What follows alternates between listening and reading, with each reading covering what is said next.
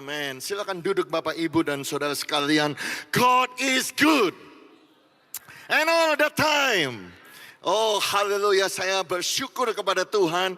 Senang sekali kali ini bisa pulang ke kota Surabaya bersama dengan keluarga, dengan istri saya, dengan kedua anak saya. Dan tentunya satu sukacita bisa kembali ke Bethany Nginden, gereja yang paling indah dan paling luar biasa ini. Saya juga mau bersyukur dan terima kasih banyak kepada Bapak dan Ibu Gembala. Kita semua, Bapak Aswin dengan Ibu Monica Tanusa Putra yang sudah memberikan kepercayaan kepada saya untuk menyampaikan firman Tuhan dan melayani saudara pada ibadah sore hari ini. Saudara-saudaraku yang kekasih, Tuhan menaruh satu pesan yang kuat di dalam hati saya untuk sampaikan kepada saudara. Dan saya mau memberikan judul khotbah pada sore hari ini, menghentikan matahari dan bulan. Ya, saudara tidak salah dengar, saya juga tidak salah mengucapkannya. Menghentikan matahari dan bulan. Ini adalah judul khotbahnya.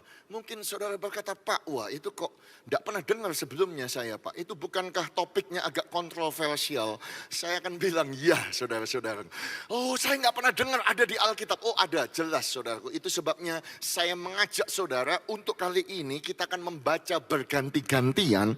Supaya saudara bisa menyimak, supaya saudara bisa memperkatakan, supaya saudara bisa menghafal, saudara bisa mengingat dan melakukan firman Tuhan. Itu sebabnya saudaraku kita akan membaca Yosua pasal yang ke-10, hanya 7 ayat saja. Mulai dari ayat yang ke-8 sampai ayat yang ke-14. Sekalipun saya tahu banyak di antara saudara masih pakai masker, tetapi alangkah baiknya ketika saya membaca ayat yang ke-8, semua saudara pun mengikuti pembacaan ayat yang ke-9.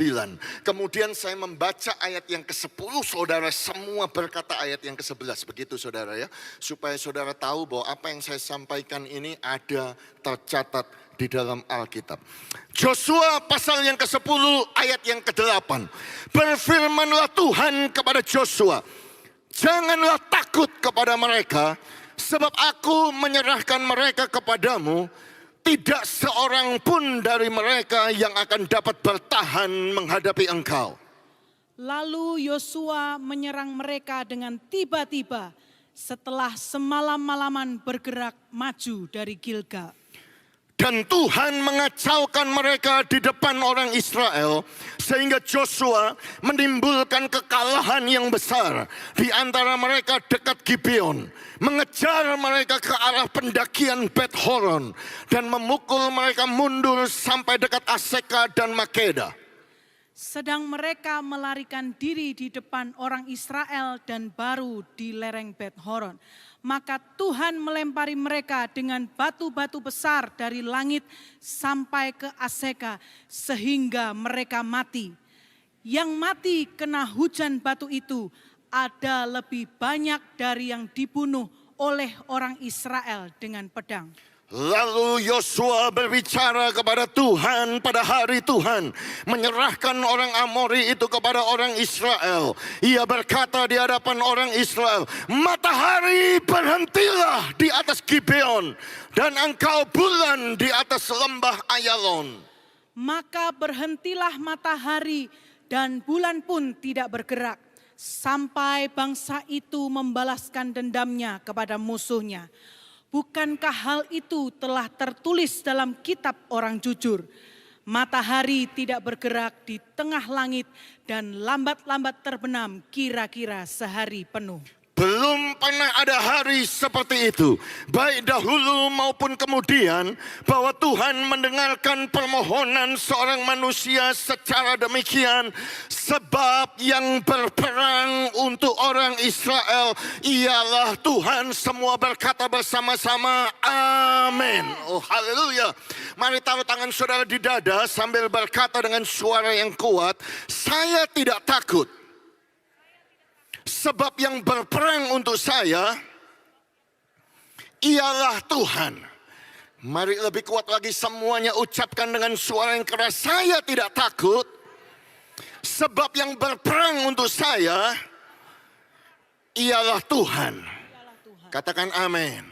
Oh Bapak Ibu dan Saudara sekalian, saya sangat excited sekali, sangat bergairah sekali untuk menyampaikan topik menghentikan matahari dan bulan ini. Kenapa saudaraku? Karena saya tahu ada value-nya, ada nilainya, ada harganya. Dan saya janji kepada saudara, jika saudara menangkap arti yang sebenarnya, makna rohani daripada ayat ini, itu nilainya bisa berjuta-juta dolar kalau diuangkan saudara. Tetapi saya perlu saudara konsentrasi, saya perlu saudara mengamati penyampaian firman Tuhan ini.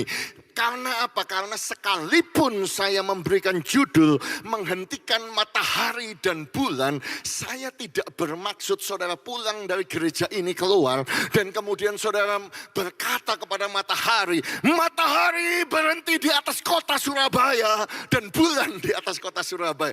Bukan itu yang saya maksudkan saudara.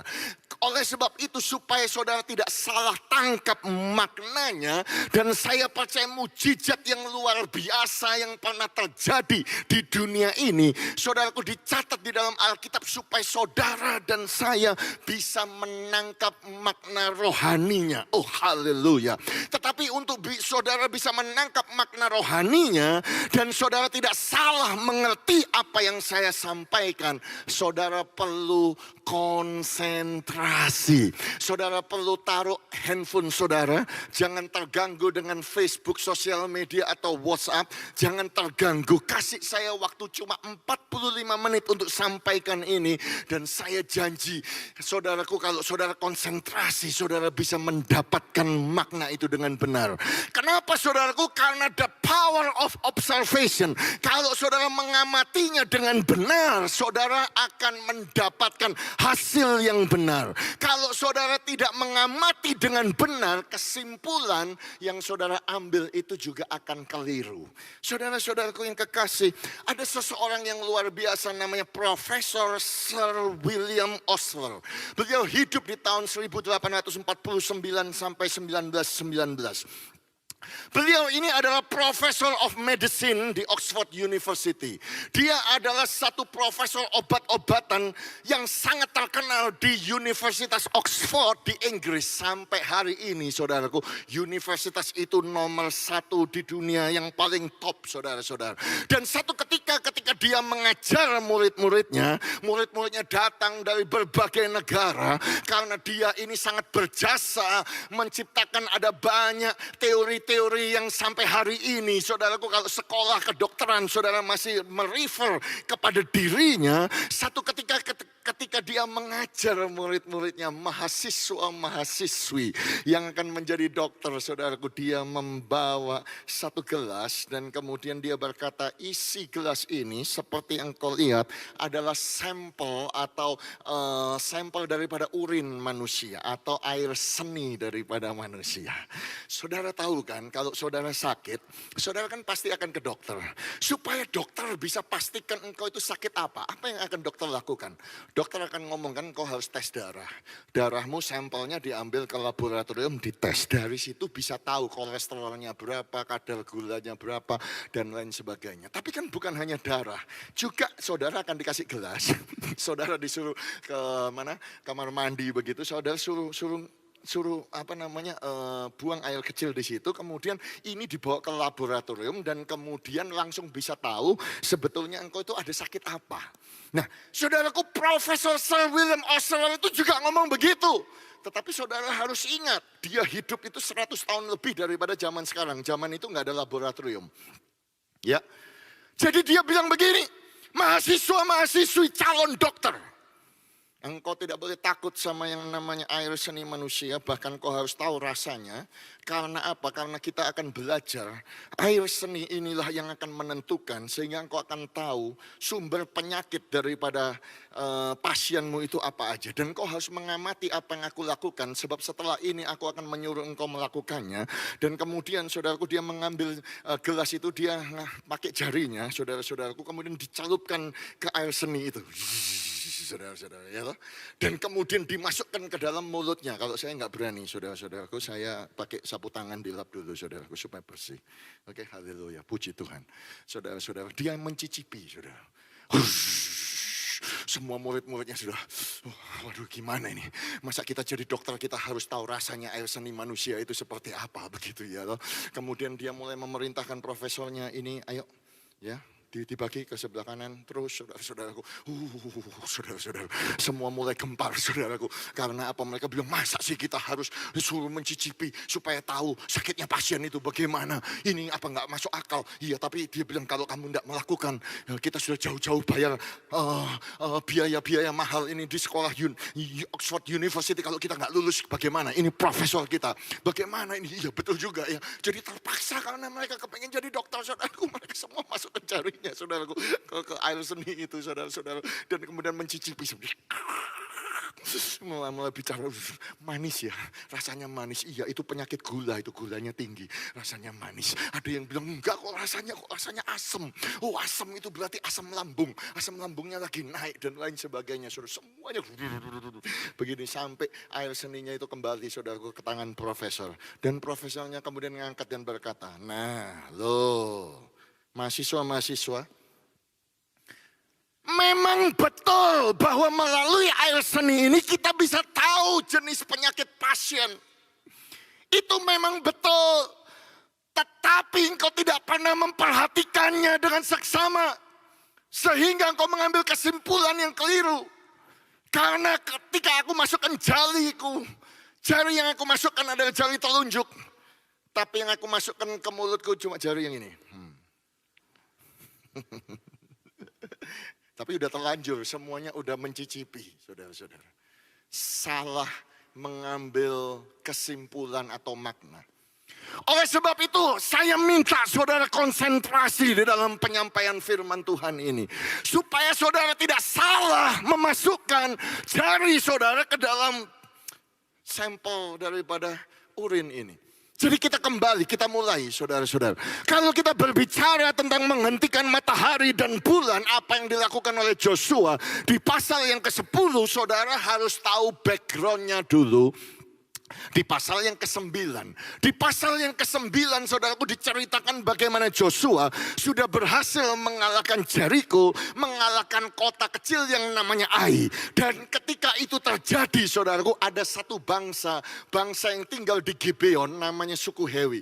Dan bangsa itu mulai takut saudaraku karena mereka mendengar betapa hebatnya Tuhan daripada orang Israel ini. Bayangkan Tuhan daripada Israel ini bisa membawa 2,5 juta umatnya keluar dari negara Mesir, negara pusat kebudayaan dunia pada saat itu, negara pusat informasi dan teknologi pada saat itu, negara pusat militer pada saat itu, yang paling kaya itu kena 10 tulah hancur habis saudara-saudaraku.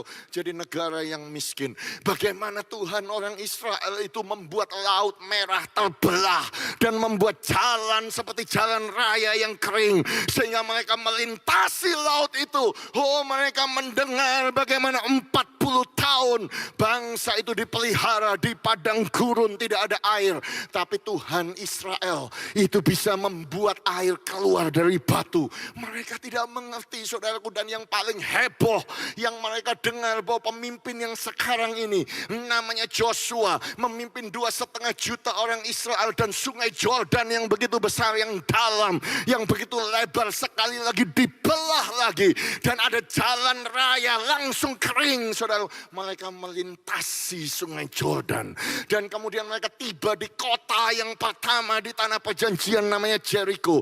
Kota yang temboknya double saudara, itu roboh.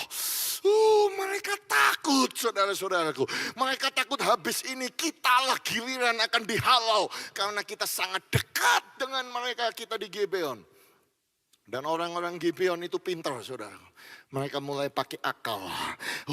Maka mereka bertindak dengan memakai akal. Mereka mulai menyediakan bekal. Mengambil karung yang buruk-buruk untuk dimuatkan ke atas keledai mereka. Kirbat anggur yang buruk-buruk, yang robek, yang dijahit kembali. Mereka mulai mengambil kasut yang buruk-buruk, ditambal pada kaki mereka. Mengambil pakaian-pakaian yang buruk untuk dikenakan pada mereka. Saya bayangkan saudaraku yang tidak punya pakaian yang buruk. Biasanya pakaian yang robek semuanya sudah dibuang, saudara-saudara. Enggak akan dipakai. Mereka mengambil pakaian yang baru-baru, saudaraku, mulai dirobek, dijahit kembali, dikenakan pada mereka. Juga roti bekal, mereka sudah menjadi kering, tinggal lemah-lemah belaka saja itu yang dibawa. Oh, mereka pergi mendatangi Joshua dengan para pemimpin daripada Israel. Oh, tolong kami. Oh, ikatlah perjanjian dengan kami. Ikatlah persahabatan dengan kami. Joshua tanya, loh, kamu siapa? Jangan bohong, jangan-jangan kamu orang yang dekat sini. Oh enggak, kami datang dari tempat yang jauh. Waktu kami berangkat kilbat anggur kami masih baru. Coba lihat ini, sekarang sudah robek.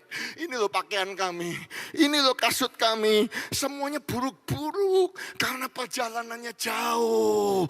Remah-remah, roti tinggal remah-remah. Dan Alkitab berkata di ayat yang ke-14, bangsa Israel mengambil bekal daripada orang asing yang mereka tidak kenal ini. Dikatakan mereka tidak meminta keputusan Tuhan. Oh, jadi mereka nggak berdoa, saudara. Mereka nggak cari Tuhan. Mereka nggak ngambil keputusan, minta keputusan Tuhan, enggak. Dan sering kali kita seperti itu. Keadaan enak, saudara, baru menang. Saudara-saudaraku, padahal harusnya kan Joshua kan sudah pengalaman. Joshua, kok kamu kayak gitu sih? Iya, atau kamu ngerti sendiri bagaimana kamu mau nyebrang sungai Jordan, kamu cari Tuhan. Sampai Tuhan kasih perintah, ambil 7 sangkakala, 7 tambung tanduk, bawa tabut perjanjian. Ketika imam itu jalan harus di depan, injakkan kaki maka itu akan terbelah. Jadi nanti kamu menjatuhkan Jericho, engkau keliling 1 hari ya, 1 kali. Kemudian hari kedua 1 kali. Tuhan kasih step by stepnya. Dia yang kali itu dia tidak tanya Tuhan. Padahal dia baru saja mengalami, saudaraku, ketika Jericho menang, ada beberapa orang berbuat dosa, dia nyerbu Ai tanpa tanya Tuhan, kalah sama kota yang kecil. Harusnya kan Joshua belajar dari situ. Tapi dia nggak belajar. Dia tidak meminta keputusan Tuhan. Dia mengadakan persahabatan dengan mereka. Dia mengikat perjanjian dengan mereka. Bahwa Joshua akan membiarkan mereka hidup. Dan pemimpin umat itu sumpah kepada mereka. Saudara bisa bayangkan sampai sumpah-sumpah, jadi teman dan lain sebagainya. Saudara-saudaraku, lewat 3 hari, baru 3 hari kemudian mereka kaget. Ternyata dibohongi habis-habisan. Oh, ternyata kita ditipu. Mereka tinggal di sekitar kita. Oh, ternyata mereka bahkan tinggal diam di tengah-tengah kita. Marah. Tapi nggak bisa membunuh. Lalu terlanjur jadi sahabat. Terlanjur mengikat perjanjian. Nah, gara-gara mereka bikin perjanjian itu di Joshua pasal yang ke-9, makanya konteks Joshua pasal 10, saudaraku, saudara baca sendiri, ada 5 raja, namanya Adonisedek raja Yerusalem, Hoham raja Hebron, Piream raja Yarmut, Yafia raja Lakis, Debir raja Eglon. Mereka semuanya kumpul 5 bangsa sekaligus nyerbu Gibeon, saudaraku. Yang diserbu bukan Israel, yang diserbu itu Gibeon. Gara-gara mereka diserbu, saudaraku, mereka karena sudah mengikat perjanjian dengan orang Israel, mereka datang kepada Joshua, tolong kami ya, tolong kami, jangan menarik tanganmu daripada hamba-hambamu ini. Datanglah segera kepada kami, lepaskanlah kami, bantulah kami. Sebab semua raja orang Amori yang diam di pegunungan telah bergabung melawan kami. Nah loh saudara-saudaraku, terpaksa yang namanya Joshua dengan bangsa Israel terpaksa membela orang yang tidak dikenal, terpaksa siap mengorbankan nyawa untuk orang yang mereka baru kenal, saudaraku, gara-gara buat kesalahan tidak meminta keputusan Tuhan. Jadi salahnya siapa sekarang? Joshua terpaksa langsung melawan 5 raja. Ya salahnya Joshua sendiri.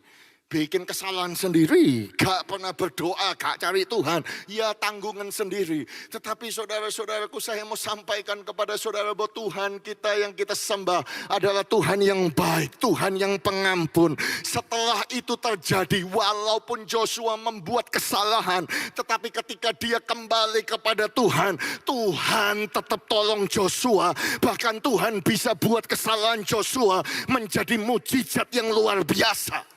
Oh haleluya. Dan saya mau sampaikan yang sama. Bahwa seringkali saudara dan saya seringkali buat kesalahan. Pada saat enak kita tidak meminta keputusan Tuhan. Sekarang kita susah.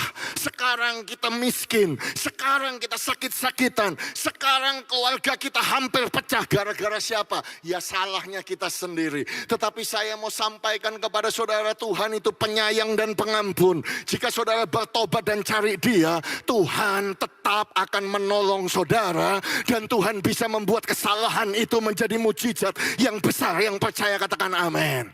Oh, yang percaya tepuk tangan yang meriah bagi Tuhan kita. Oh haleluya. Jadi poin saya yang pertama, menghentikan matahari dan bulan. Makna rohaninya saya mau berkata bahwa Tuhan bisa pakai kesalahanmu menjadi mujizat yang besar.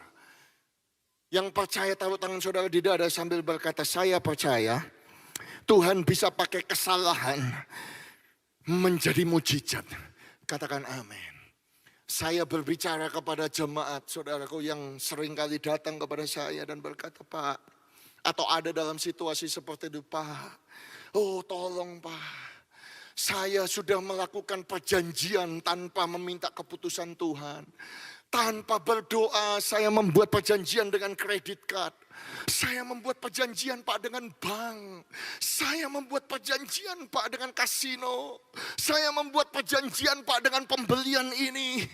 Oh sehingga ekonomi saya hancur hari ini. Pak tolong Pak. Bisa gak pemulihan keluarga saya ini hampir cerai. Gara-gara saya membuat perjanjian dengan Wewe Gombel. Oh Pak tolong Pak. Supaya saya bisa sembuh karena saya dulu pernah membuat perjanjian dengan narkoba. Saya pernah membuat perjanjian dengan rokok. Saya bersahabat Pak dengan dunia. Pak saya waktu cari Tuhan, cari jodoh, saya tidak meminta keputusan Tuhan. Keadaan saya sekarang sukar, susah, sakit, miskin, bangkrut dan lain sebagainya. Gara-gara pada waktu saya bingung cari jalan belok kanan atau belok kiri. Saya tidak tanya Tuhan. Bahkan ketika saya sudah tanya Tuhan, ada lampu merah, tetap aku terabas saja, tetap aku lewati. Sehingga aku ada dalam keadaan seperti ini. Oh bagaimana Pak hari ini berita yang baik datang kepada semua saudara yang pernah melakukan kesalahan, termasuk kepada saya yang juga sering buat kesalahan. Bahwa Tuhan kita itu bisa buat kesalahanmu itu menjadi mujizat yang besar. Yang percaya katakan amin.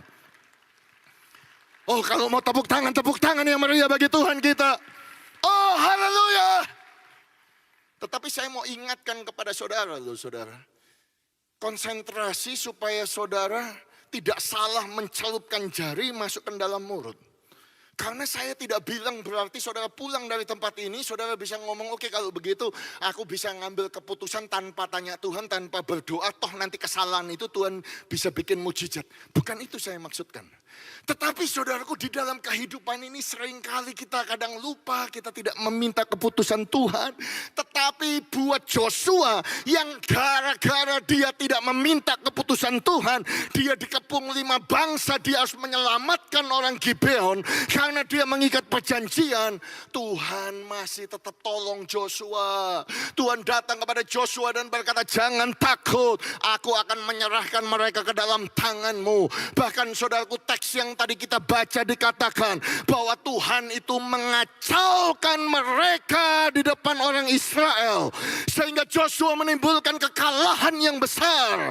Di antara mereka dekat Gibeon, mengejar mereka ke arah pendakian Bet Horon. Memukul mereka mundur sampai dekat Aseka dan Makeda.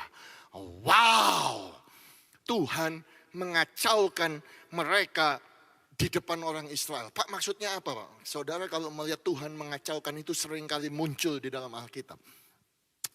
Ya salah satu saudara melihat dalam kisah Nabi Samuel. Bagaimana dia mempersembahkan korban Tuhan, mengguntul, mengacaukan musuh. Apalagi dalam Panglima Sisera dikacaukan semuanya tidak karuan. Tapi yang paling jelas saudara-saudaraku, saudara bisa melihat di dalam Keluaran pasal 14. Di situ saudaraku ketika Tuhan membelah laut Teberau.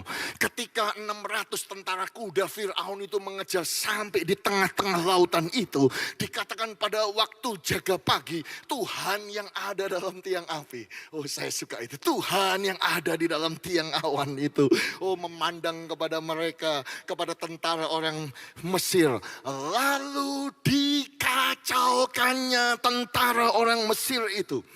Nah, terus maksudnya dikacaukan apa? Yang tercatat di situ, sedikit saja dijelaskan bahwa tiba-tiba rodanya itu saudaraku tidak bisa jalan, tidak di situ ditulis apa, roda keretanya berjalan miring, maju dengan berat sehingga orang Mesir berkata, mari kita lari meninggalkan orang Israel sebab Tuhanlah yang berperang untuk mereka melawan Mesir. Jadi saudaraku, kalau Tuhan mengacaukan, saya bayangkan saya compare dengan teks itu saudaraku. Berarti saudaraku 5 bangsa ini punya kereta kuda. Dan kemudian rodanya gak bisa muter. Tiba-tiba jadi miring saudara. Tiba-tiba gak bisa jalan maju. Tiba-tiba kudanya berhenti. Tiba-tiba kudanya tabrak-tabrakan satu dengan yang lain. Tiba-tiba saudaraku mereka mau keluarkan pedang. Gak bisa keluar, macet saudaraku. Tiba-tiba senjata panahnya macet. Semuanya macet, terjadi kekacauan yang besar di depan orang Israel. Jadi Joshua tinggal datang begitu saja saudaraku. Dan kemudian membantai mereka. Saudara harus tahu kalau saudara jadi Joshua. Saudara cuma punya tentara yang muda karena mereka lahir di padang gurun. Mereka gak pernah perang sebelumnya. Perang yang mereka hadapi itu dengan Jericho. Jericho mereka gak perang. Tuhan yang bikin tembok itu roboh saudaraku. Iya toh? Jadi saudara-saudara bisa bayangkan ini mujizat yang dahsyat, yang luar biasa. Terjadi kekacauan di antara musuh. Mereka tinggal datang begitu saja. Dan setelah itu ketika musuh melihat mereka sudah banyak yang mati, mereka semuanya lari saudaraku. Tetapi yang luar biasa, Tuhan gak pernah berhenti sampai di sana. Karena Alkitab berkata, teks yang tadi kita baca, sedang mereka melarikan diri di depan orang Israel. Baru mereka sampai di lereng Bet Horon, maka Tuhan itu melempari mereka dengan batu-batu, perhatikan, batu-batu besar dari langit. Sampai ke Aseka, sehingga mereka yang mati kena hujan batu itu ada lebih banyak daripada yang dibunuh orang Israel dengan pedang. Wow. Oh Pak, hujan batu. Yes, hujan batu. Seumur hidup saya belum lihat hujan batu saudara-saudara. Tapi karena saya tinggal di Australia, hujan es batu saudara-saudaraku, hailstorm, saudara-saudaraku, cukup sering kita alami saudaraku. Dan satu ketika pernah saudaraku hujan esnya itu sebesar bola pingpong saudara. Kecepatannya luar gitu saudara. Mobil itu saudaraku semuanya pesok semuanya. Ada bentolnya begini saudaraku. Gedung-gedung bertingkat yang di kota itu kacanya pecah semuanya saudara-saudaraku. Ya. Tapi saya mau katakan kepada saudara, bagi orang Oslo luar biasa itu ya. Ya, luar biasa karena nggak pernah melihat fenomena alam seperti itu dan harga mobil langsung murah-murah dan lain sebagainya. Saya mau berkata kepada saudara, itu nggak ada artinya, nggak ada bandingannya dengan apa yang terjadi zaman Joshua. Karena apa? Paling sedikit batunya itu beratnya 45 kilo. Bapak tahu dari mana 45 kilo? Duh, saya tidak hanya sekadar menebak saudara, saya menerjemahkan karena kitab Wahyu, kitab yang paling terakhir saudaraku dikatakan demikian. Dan hujan es yang besar seberat 100 pound jatuh dari langit menimpa manusia. Jelas ada hujan batu es 100 pon. Nah orang Indonesia nggak ngerti 100 pon, itu di kilogram 45 kilo saudara-saudara. Kalau saudara kena batu 45 kilo mati enggak saudara-saudara? Oh pasti mati saudara-saudara. Duh Pak, tapi itu kan hujan es 100 pon Pak. Kan enggak dikatakan hujan batu. Ya sudah, kalau saudara ngomong itu mungkin kurang tepat ya sudah. Tetapi kalau saudara melihat Alkitab, saudara, kitab yang paling tua. Jadi bukan Kejadian ya, kitab paling tua itu adalah Ayub. Kalau saudara melihat Ayub pasal 38. Apakah engkau telah masuk sampai ke perbandaran salju? atau melihat perbendaharaan hujan batu yang kusimpan untuk masa kesesakan, untuk waktu pertempuran dan peperangan. Oh, ternyata ada hujan batu, saudara-saudara. Kalau saudara tanya kepada ahli teologi, mereka akan bilang itu akan terjadi nanti di waktu tribulation sebelum akhir zaman itu, saudara. Tetapi ada banyak orang semuanya sepakat bahwa apa yang ditulis oleh Ayub itu kejadiannya di dalam kitab Joshua itu, penggenapannya. Bahwa apa yang disampaikan firman Tuhan itu benar, saudara-saudara. Tapi kalau itu benar, saudara-saudaraku, ahli teologi percaya, saudaraku, beratnya bukan saja 45 kilo sampai 2 ton beratnya. 2 ton. Bapak tahu dari mana? Saudara-saudara yang kasih, karena setiap tahun saya ke Israel, saudara. Ya, dan satu ketika beberapa tahun yang lalu, saudaraku, saya mengatur perjalanan dan saya kepingin ke Gibeon. Karena apa, saudara? Karena saya lihat di Alkitab ini, Gibeon ini ada sesuatu yang luar biasa. Karena disitulah Tuhan turun, saudaraku, dan Tuhan tanya kepada Salomo, kamu mau minta apa? Iya toh, luar biasa, saudaraku. Gibeon ini bagaimana Daud sampai takut karena ada malaikat Tuhan. Itu cerita khotbah yang lain, saudara. Tetapi di Gibeon inilah matahari berhenti, saudara-saudara. Dan bulan di atas Ayalon itu berhenti. Karena dari Gibeon itu saudara bisa melihat lembah Ayalon. Dan saya kepingin pergi ke tempat itu dan Tuhan berikan saya kesempatan untuk pergi ke tempat itu, saudara-saudara. Dan saya ingat pada waktu pergi ke tempat itu orang-orang Israel berkata, Pak, ingat cerita hujan batu. Itu sebabnya di sini ada banyak batu. Oh, banyak batu besar-besar, saudara-saudaraku. Oh, luar biasa, saudara-saudara. Tetapi buat saya yang paling luar biasa, saudaraku. Saudara kalau jadi Joshua, saudara perang begitu ya. Saudara-saudara ngejar, itu kan dikacaukan dan kemudian lari. Saudara ngejar begitu.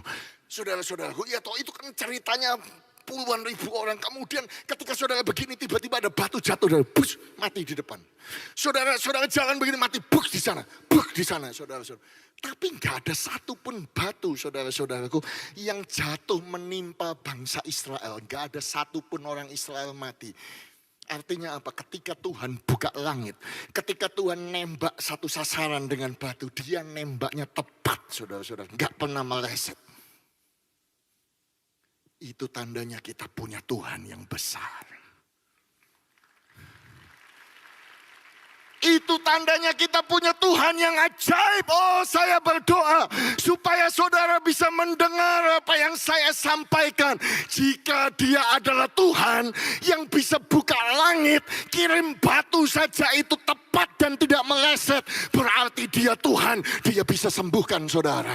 Dia bisa memberkati saudara. Dia bisa membuka jalan di saat tiada jalan.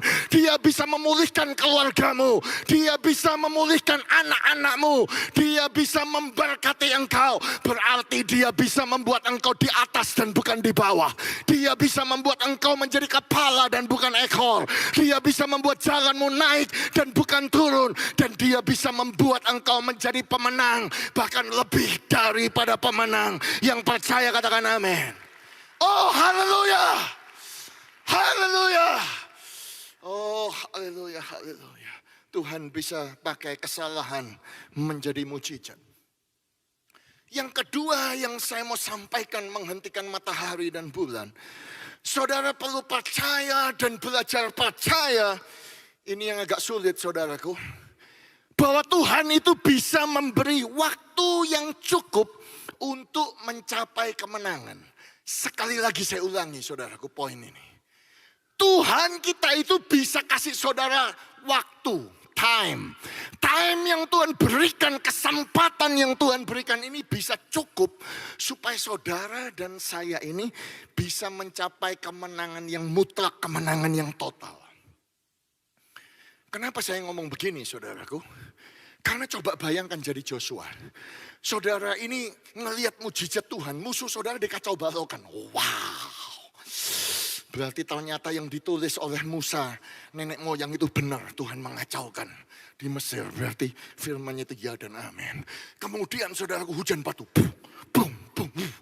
Ini tidak pernah kita lihat sebelumnya. Ya toh, berarti luar biasa. Yang ditulis firman Tuhan oleh Ayub itu luar biasa. Itu terjadi. Oh, ini toh namanya. Oh, perbendaharaan hujan batu. Oh, ini luar biasa.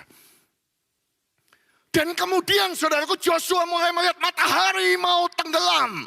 Nah, kalau perhatikan, saudaraku, kalau matahari itu tenggelam, saudara-saudara, gelap, mereka nggak akan bisa perang. Ya apa ya? Zaman itu kan nggak ada radar, saudaraku. Kalau hari ini saudara melihat bagaimana dari Gaza, saudaraku, menembakkan misal, saudara, ke Israel, itu kan waktu malam. Bagaimana Ukraine dengan Rusia perang kan kalau lihat saudaraku di berita-berita waktu malam karena ada radar. Tapi kalau zaman dulu kalau nggak ada terang, nggak ada matahari, berhenti perang, saudara-saudaraku, nggak akan bisa perang. Makanya Joshua itu saudara-saudaraku bingung. Saya bisa bayangkan perasaannya, loh kita ini sudah menang. Masa harus berhenti, sayang kan? Aduh, masa gara-gara nggak punya waktu saja. Kita tidak bisa mencapai kemenangan yang mutlak. Oh gitu. Ya Tuhan terima kasih Engkau sudah menolong. Saya bisa bayangkan Joshua hatinya berdoanya, Tuhan terima kasih Tuhan. Aku sudah buat kesalahan, gak berdoa minta keputusan Tuhan, tapi Engkau ampuni. Engkau masih tolong. Sehingga kami lawan 5 raja Engkau tolong dan Engkau mengacaukan, terima kasih. Aku bisa mengalahkan, ada kekalahan yang besar, terima kasih. Tetapi aku mau kepengen ini tuntas. Oh Tuhan bikin hujan batu, ternyata yang ditulis Ayub itu benar ya Tuhan. Tapi ini loh matahari mau tenggelam, mau gelap. Oh Tuhan kasih aku waktu, tambah waktu saja. Makanya dengan iman dia berdoa. Oh saudaraku, lalu Joshua berbicara kepada Tuhan pada hari Tuhan menyerahkan orang Amori itu kepada orang Israel. Ia berkata di hadapan orang Israel, matahari berhenti di atas Gibeon dan engkau bulan di atas lembah Ayalon. Maksud Joshua ngomong begitu, dia minta tambahan waktu. Dan saya suka ayat yang ke-13, maka berhentilah matahari dan bulan pun tidak bergerak sampai bangsa itu membalaskan dendamnya kepada musuhnya. Matahari tidak bergerak di tengah langit dan lambat-lambat terbenam kira-kira sehari penuh. Artinya Joshua dapat ekstra 24 jam satu hari. Gak pernah satu hari 48 jam, tidak pernah terjadi. Itu baru terjadi di zaman Joshua. Maknanya apa saudaraku? Seringkali kita diajar bahwa uang itu sangat berharga, waktu itu sangat berharga. Karena waktu itu lebih berharga seperti uang. Time is money. Saya mau berkata kepada saudara, time is more than money. Waktu itu lebih berharga daripada uang. Tahukah saudara akan hal itu?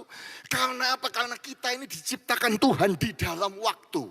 Jadi kita itu tidak bisa merubah waktu, kita tidak bisa mempercepat waktu, kita tidak bisa memperlambat waktu, kita tidak bisa menyetop waktu, kita tidak bisa mengulangi waktu, kita tidak bisa minta tambahan waktu, kita juga tidak bisa tahu apa yang terjadi di masa yang akan mendatang. Kita tidak tahu. Karena apa? Karena kita diciptakan di dalam waktu dan kita ada di dalam kontrol waktu. Makanya Daud berkata bahwa usia manusia itu, waktu itu kayak uap, cepat lenyap. Makanya Paulus memberikan saran atau nasihat kepada gerejanya di Efesus, pergunakanlah waktumu dengan baik. Karena hari-hari ini jahat, the days are evil. Kenapa waktu itu jahat? Ya karena itu, saudara. Kenapa waktu itu sangat berharga daripada emas, lebih berharga daripada dolar, lebih berharga daripada uang? Ya karena jahat, karena saudara tidak bisa kontrol waktu. Saudara dan saya ada di dalam dikuasai oleh waktu. Kita nggak bisa ngulangi apa yang terjadi 3 jam selanjutnya pun tidak bisa, saudara. Tetapi saya mau berkata kepada saudara, Tuhan yang kita sembah, Dia adalah God of time. Dia adalah Tuhan atas waktu. Karena waktu itu Dia yang ciptakan. Jadi Dia itu, Tuhan itu tidak ada di dalam waktu. Makanya sulit untuk dimengerti bahasa teologianya. Di dalam Tuhan gak ada masa lampau, di dalam Tuhan gak ada masa depan, di dalam Tuhan hanya ada kekinian. Susah saya mengerti. Itu sebabnya Alkitab berkata, saudaraku, Dia adalah Alfa, aku adalah Alfa, aku adalah Omega. Aku adalah yang awal, aku adalah yang akhir. Who was, who is to come. Yang sudah pernah ada, yang ada sekarang, dan yang akan datang.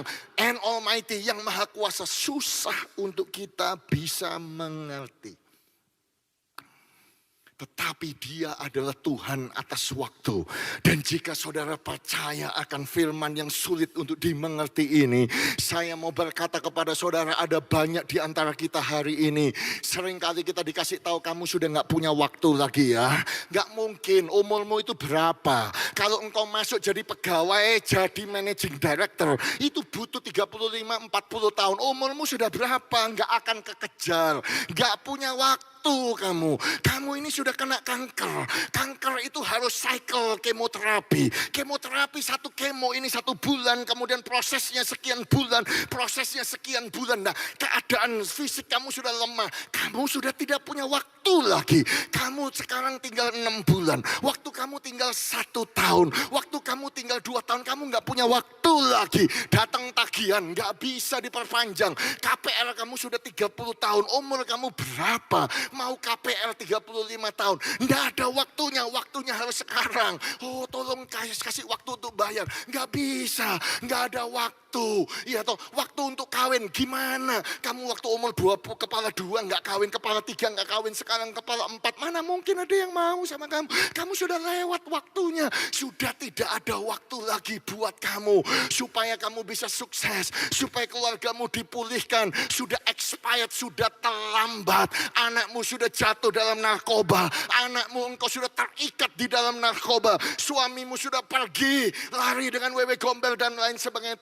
Tidak ada waktu lagi. Tetapi hari ini biarlah saudara dan saya, termasuk jemaat Betani yang percaya seperti Joshua, bahwa kita akan berdoa minta kepada Tuhan waktu itu. Dan percaya bahwa Tuhan pasti berikan waktu yang cukup buat saudara dan saya untuk mencapai kemenangan. Oh, haleluya. Matahari berhenti 24 jam. Pak, apakah itu pernah terjadi? Betul terjadi. Dan itu saudara harus percaya. Makanya saudara kalau pergi ke Inca Indian di Peru atau Aztec Indian di Meksiko, mereka punya dokumen-dokumen bahwa matahari itu pernah gak bergerak 1 hari lamanya. Saudara pergi ke Cina, tulisan Cina yang kuno itu juga pernah ada legenda 1 hari yang punya kekuatan 2 hari. Saudara melihat dokumen daripada Babilonia dengan Persian dokumen, saudaraku, mereka melihat bahwa ada 1 hari yang diperpanjang, makanya mereka menyembah dewa namanya matahari. Makanya matahari ini disembah di banyak-banyak bangsa. Saudara tahu itu legenda itu? Saudara tanya Herodotus, seorang sejarawan kuno saudaraku yang pergi ke Mesir, ketemu dengan imam, dan imam itu menunjukkan dokumen dan bukti bahwa pernah 1 hari itu 2 kali panjangnya, saudara-saudara, karena matahari intinya berhenti.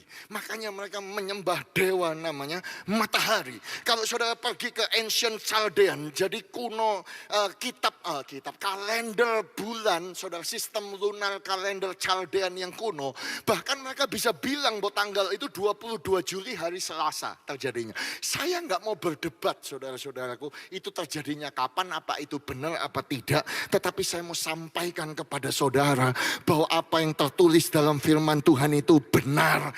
Adanya satu kebenaran bahwa Tuhan itu bisa memberikan waktu kepada Joshua untuk mencapai kemenangan. Dia pun bisa memberikan waktu kepada jemaat Betani Nginden supaya saudara mencapai kemenangan yang dibutuhkan. Oh, haleluya. Saudara bisa bayangkan Joshua, saya baca ayat ini, saya nggak mudeng saudara-saudaraku. Rasanya saudaraku, iman Joshua ini pasti gede sekali. Nah, saudara bisa bayangkan kita ini hidup di abad modern, saudaraku. Bagaimana engkau menghentikan matahari?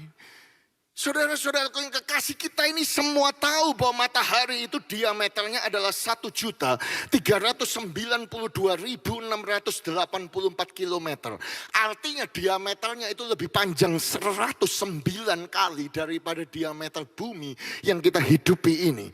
Jadi mesnya, saudaraku, besarnya itu 330.000 kali besarnya daripada bumi yang kita injak ini. Kalau digambarkan ya seperti ini, saudara. Ya, earth itu bumi, sun itu matahari. Bagi saudara yang tidak ngerti bahasa Inggris, saudara-saudaraku.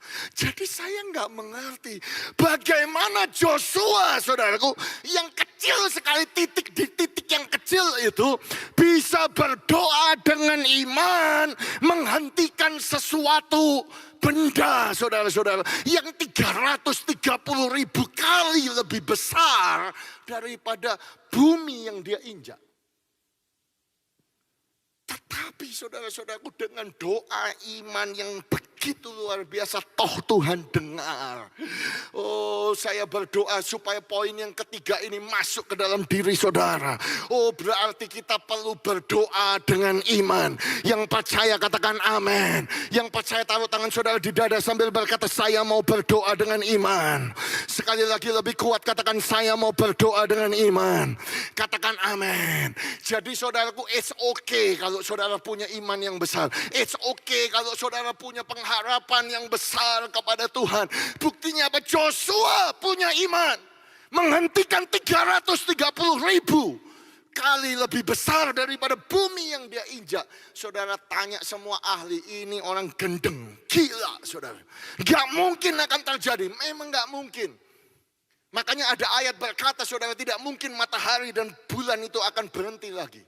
Saudara, tetapi itu terjadi, tercatat di dalam Alkitab. Mengajarkan kepada saudara makna rohaninya bahwa it's okay untuk percaya bahwa Tuhan itu hebat, Tuhan itu besar.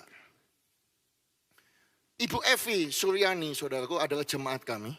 Seorang diaken kami.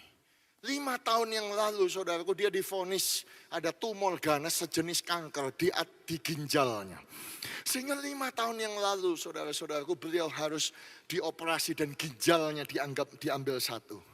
Jadi beliau itu hidup dengan satu ginjal, saudara-saudara. Kasihan, ya. Setiap tahun dia harus tes sel kankernya itu kembali apa tidak dan lain sebagainya. Tahun pertama bersih, puji Tuhan. Tahun kedua bersih, tahun ketiga bersih, tahun keempat bersih, haleluya. Tahun kelima bersih. Ya bersih sih bersih dari kanker, saudaraku. Tapi ada tapinya.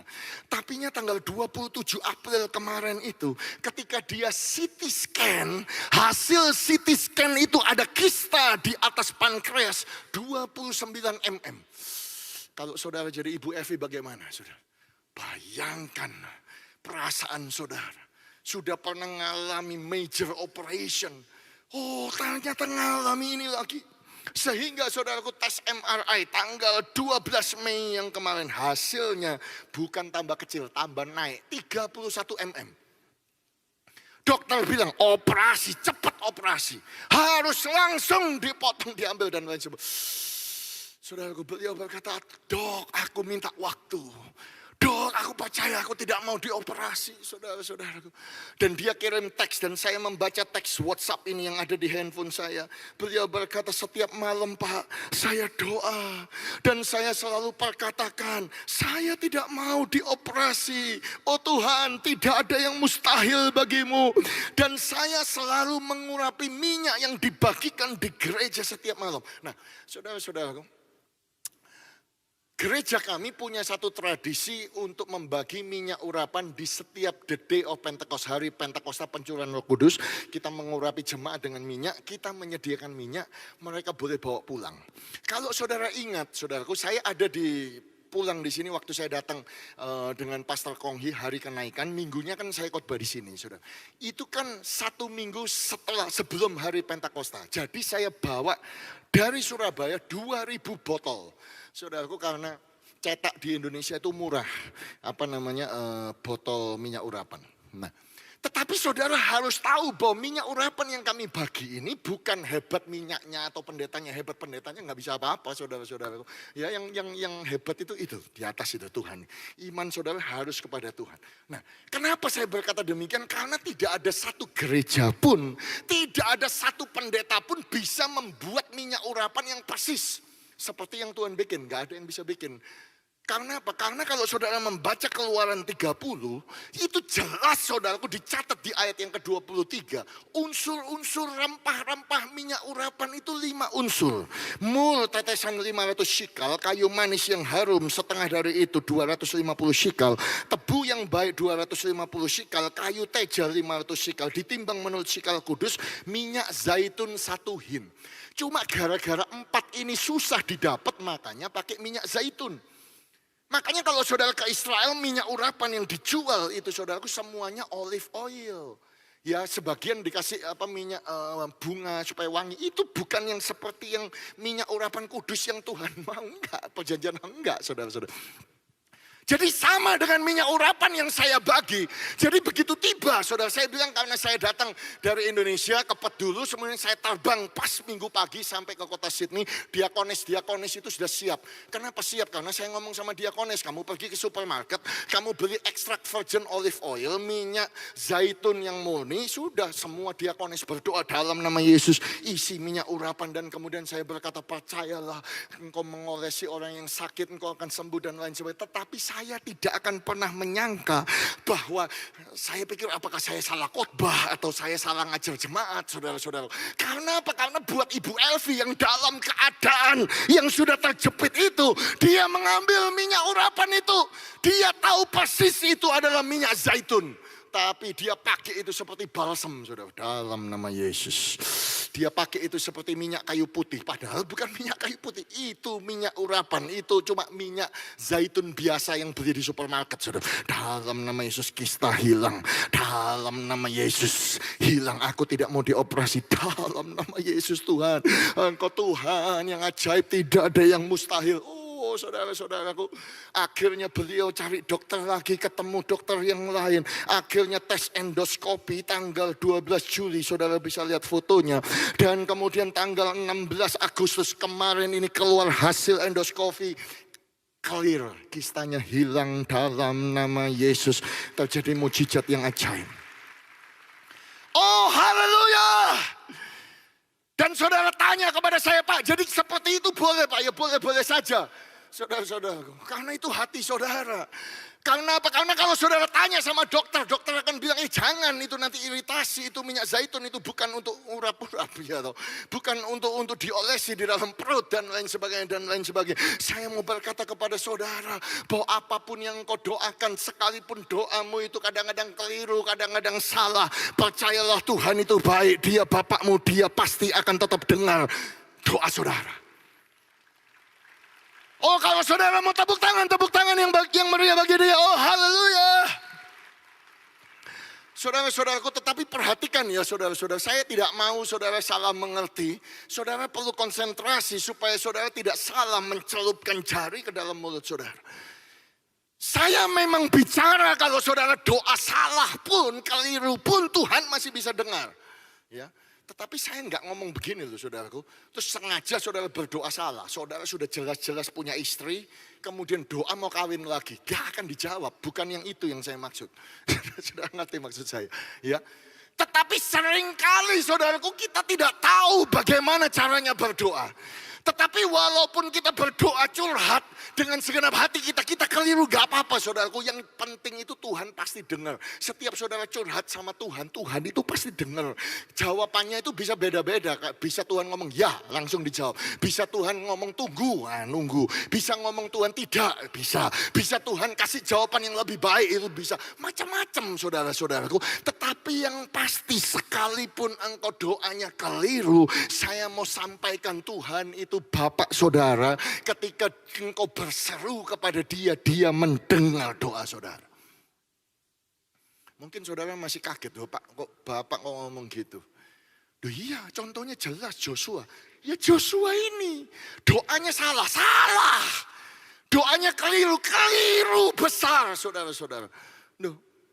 Oh jadi keliru doanya Joshua, keliru saudaraku, saya lebih pintar sama Joshua. Saudara lebih pintar dari Joshua, karena apa? Kita sekolah. Saudara-saudara, Joshua kan enggak sekolah. Joshua itu cuma taunya, soalnya dia taunya saudaraku. Ya bangun pagi dia lihat matahari terbit dari sebelah timur, terbit bergerak, pelan-pelan matahari naik terbenam pada waktu malam. Besok pagi terbit lagi, jadi matahari yang bergerak kemudian terbit. Saudara sekolah diajarin apa saudara? Tata surya, ya tata surya. Kita ini semua tahu yang goyang itu, yang bergerak itu apa? Bumi. Kita ini loh yang goyang.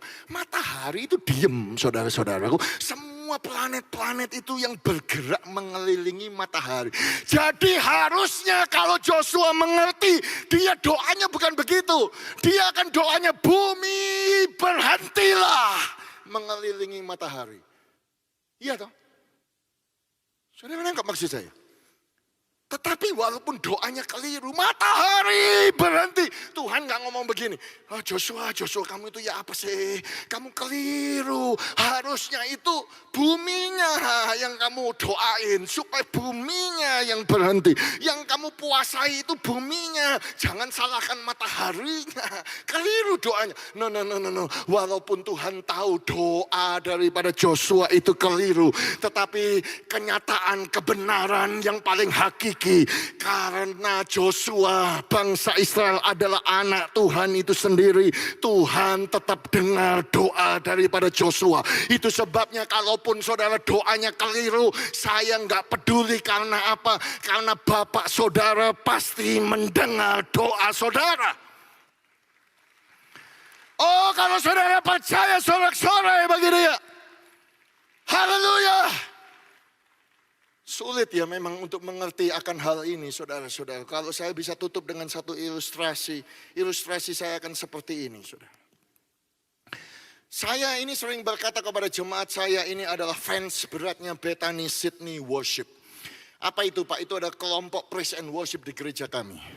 Kelompok ini dibentuk saudara-saudaraku untuk menyanyikan lagu original song, lagu ciptaan sendiri kemudian dinyanyikan. Kemudian kami pasang ada di Spotify, ada di Apple Music saudaraku. Dan kemudian ada banyak orang mulai menawarkan, Pak, Bapak punya lagu, kasihkan saya aja, saya kasihkan artis ini yang terkenal di Indonesia, artis ini view-nya sampai 7 juta gitu ya loh, 20 juta, nanti lagu Bapak kalau Bapak masuk pasar Indonesia akan dinyanyikan di banyak gereja. Saya ngomong, no. Saya nggak tertarik begitu, saya justru membuat Bethany Sydney Worship untuk anak-anak kami sendiri, karena saya kepengen anak-anak saya yang rohani itu menyanyi, saudara-saudaraku. Jadi setiap hari saudaraku, saya dengan istri kan punya di rumah itu kan ada puji-pujian dipasang saudara. Jadi yang dipasang itu lagu-lagu kita sendiri, Bethany Sydney Worship. Saya sudah biasa dengar Helena, Sandra, Yuyun, Michael, Ryan, Firmanto dan lain siapa itu Pak. Semua itu anak-anak rohani kami yang menyanyi di Bethany Sydney Worship. Tapi saya mau berkata kepada saudara, ada yang berubah di dalam diri saya dengan diri istri saya. Kapan rubahnya? Tanggal 12 Agustus kemarin. Kok 12 Agustus? Iya itu hari ulang tahun saya saudaraku. Tapi saya dikasih surprise saudaraku. Bahwa ternyata ada artis baru, bukan artis lah, penyanyi baru saudaraku. Usianya masih 14 tahun menyanyi di Bethany Sydney Worship. Dan namanya Lovinia, itu anak saya yang paling kecil menyanyi. Saya mau tunjukkan kepada saudara klipnya hanya 35 detik. Mari kita saksikan bersama-sama. Bapak Ibu dan saudara sekalian, waktu ini dipublish saudara-saudara, ada yang berubah dalam diri saya. Kenapa saya berkata demikian saudaraku? Saya tahu anak saya cuma punya waktu 2 hari untuk belajar menyanyi lagu itu. Pada waktu video itu di take saudaraku, dia dalam keadaan grumpy. Karena saudara ada pilek, kami baru turun dari Snowy Mountain, gunung salju saudara-saudaraku. Dan itu terjadi. Dan saya tahu saudaraku suaranya mungkin tidak sebagus artis. Kalau saudara dibandingkan anak saya dengan Audi yang menyanyi, oh jauh saudaraku, anak saya masih 14 tahun. Dia menyanyi memuji Tuhan, bisa masuk Apple Music dengan Spotify. Tapi walaupun dia menyanyinya tidak sempurna, tapi bapaknya ini loh saudara, tiap hari ya dengar lagu itu.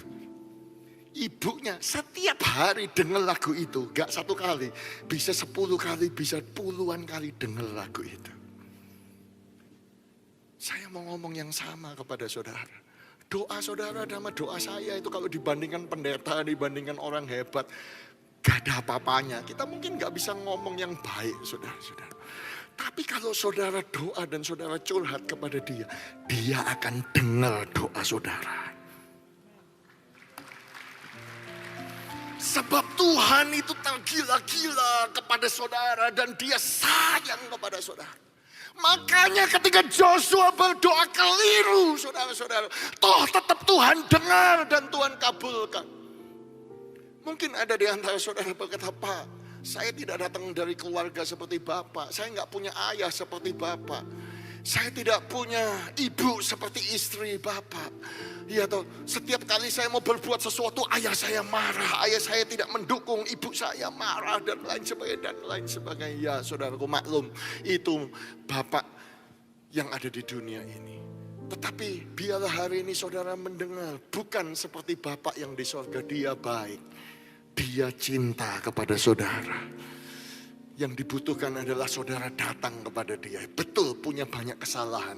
Tapi ketika saudara dan saya datang kepadanya dan mohon pertolongan, pasti dia tolong. Pasti dia berikan waktu. Pasti dia jawab. Ayo yang